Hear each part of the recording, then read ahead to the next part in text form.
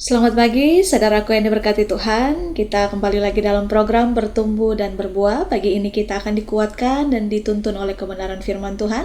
Dan tema renungan di pagi ini saya beri tema hal kekhawatiran.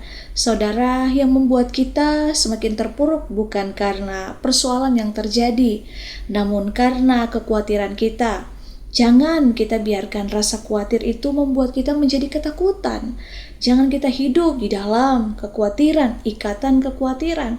Saudara, kita baca dalam Matius pasalnya yang ke-6, ayatnya yang ke-31 sampai ayatnya yang ke-33, firman Tuhan berkata bahwa sebab itu, janganlah kamu khawatir dan berkata, apakah yang akan kami makan? Apakah yang akan kami minum? Dan apakah yang akan kami pakai? Semua itu dicari bangsa-bangsa yang tidak mengenal Allah. Akan tetapi Bapamu yang di surga tahu bahwa kamu memerlukan semuanya itu. Tetapi carilah dahulu kerajaan Allah dan kebenarannya, maka semuanya itu akan ditambahkan kepadamu. Saudara, makan, minum, pakai adalah kebutuhan kehidupan kita sehari-hari. Tuhan sedang menekankan bahwa jangan kita ini khawatir tentang hari-hari hidup kita, dan jangan kita hidup seperti orang yang tidak mengenal Allah, karena kita ini adalah umat yang sudah ditebus oleh darahnya Tuhan yang sangat mahal. Nah, kebutuhan dan keperluan kita terpenuhi, saudara, asalkan kita memprioritaskan Tuhan, kerajaan Allah, dan kebenarannya.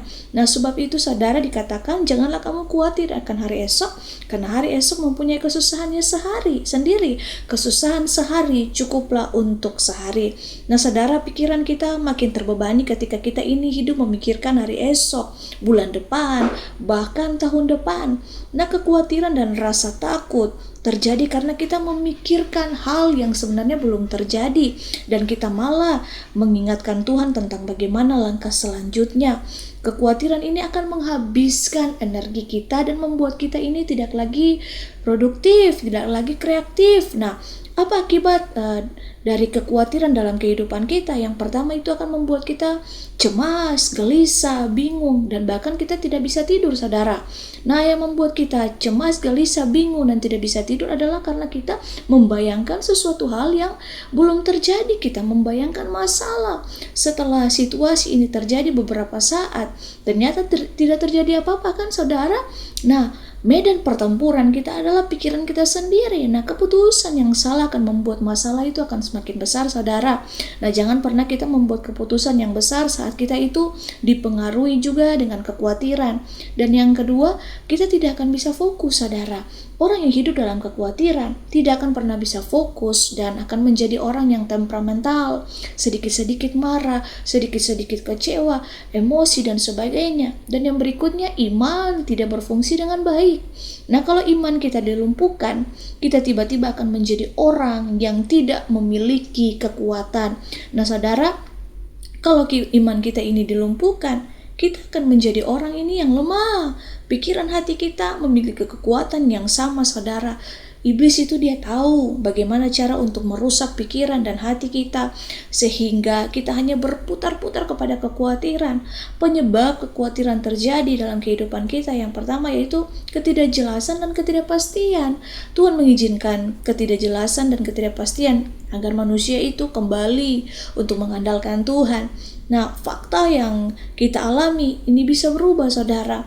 Tuhan bisa merubah fakta. Perusahaan kecil bisa menjadi perusahaan yang besar dalam waktu yang tidak terlalu lama. Begitu juga sebaliknya, kita harus berpegang kepada satu pribadi yang tidak pernah berubah, dahulu, sekarang, dan selamanya, yaitu pribadi Yesus. Nah, saudara, mari kita mengikuti informasi dari sumber yang jelas, yaitu Tuhan Yesus sendiri. Jangan kita mudah percaya dengan informasi yang sumbernya itu tidak jelas. Berita dalam suatu informasi paling dapat memultiplikasikan efek ketakutan. Bagaimana caranya supaya kita ini tidak khawatir, saudara? Hari kita punya iman mental, mempunyai mental anak Tuhan. Anak tidak pernah memikirkan masa depan seorang anak, tidak pernah bergumul tentang kebutuhannya. Nah, karena anak tahu orang tuanya itu yang akan menyediakan dan mencukupkan. Nah, banyak orang Kristen ini memiliki mental yatim, yaitu tidak memiliki rasa aman. Mari kita saudara, ubah mental yatim itu menjadi mental anak. Saudara, mari kita sadar khawatir itu tidak berguna. Jangan menyimpan dan memelihara rasa khawatir. Mari kita harus renungkan kebaikan Tuhan. Pikirkan kebaikan Tuhan saudara dan renungkan kebaikan Tuhan. Ingat kembali apa yang pernah Tuhan lakukan dalam kehidupan kita. Karena itu yang akan menguatkan kita. Saudara, kita hidup sampai dengan hari ini aja, itu adalah mujizat daripada Tuhan. Jangan kita khawatir tentang apa yang akan kita makan, kita pakai. Karena ingat saudara, burung di udara saja Tuhan pelihara. Apalagi kita umat kesayangannya, kita milik kepunyaannya. Nah saudara, firman Tuhan di pagi ini mengingatkan bahwa setiap kita bahwa Tuhan ada dalam setiap kehidupan kita. Mari kita percaya kepada Dia dengan sepenuh hati. Janganlah kita khawatir tentang hari esok, karena ingat saudara, hari esok itu mempunyai kesusahan sehari cukup untuk sehari. Semoga kita dapat mempercayai Tuhan dan tidak lagi khawatir tentang masa depan, karena Tuhan pegang kendali dan Dia tahu apa yang kita butuhkan. Tuhan Yesus memberkati. Immanuel.